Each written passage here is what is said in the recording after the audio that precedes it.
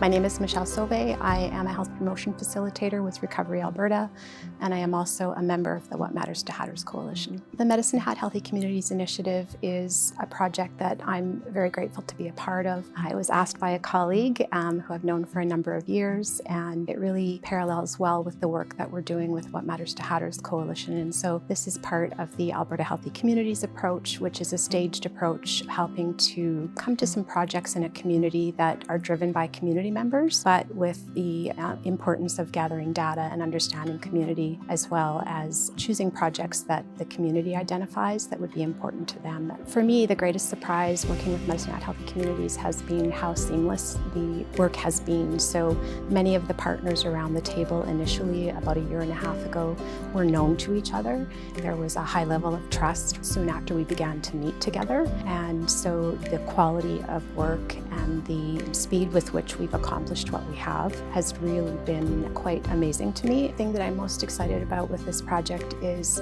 starting to initiate some of the activities and events in the community and share what we're doing with the community. Over the coming months, we have some opportunities to engage with the community at large.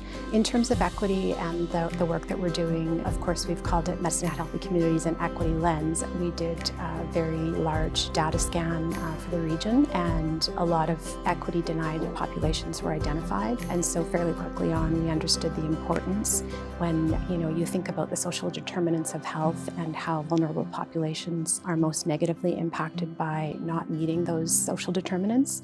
We realized it was integral to the work to focus our initiatives on those equity denied populations. All of the partners that are part of the project have a strong understanding of the social determinants of health and how it's so important for the well-being of individuals and community to lift up and create positive aspects for all members of our community and not just those who can access them. We are actually working on two aspects that are quite important to me. One is social connection and the other one is activating spaces. And so our Activating Spaces project is called Activating Social Spaces with Newcomers.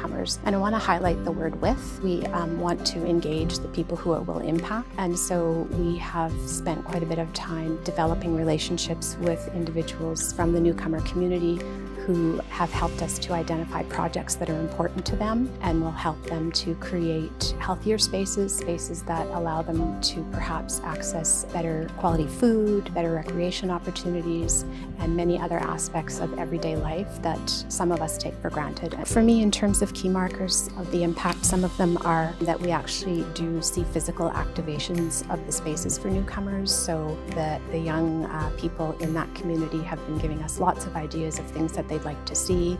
So based on the budget we have and the work with other partners in the community, we'll be able to perhaps see some actual physical play spaces for youth. So the other piece would be the anecdotal stories that people share with us about feeling that greater sense of connection and belonging with our community. Social disconnection and loneliness have become major indicators of poor health in the last several decades. In our community, we know that we need to do better at helping people to feel like they matter and they belong, and to foster inclusivity in our community. When we actually, years from now, look back and hear that people were made to feel welcome here and felt like they matter and belong, that's when I feel that we'll address those key markers of the project.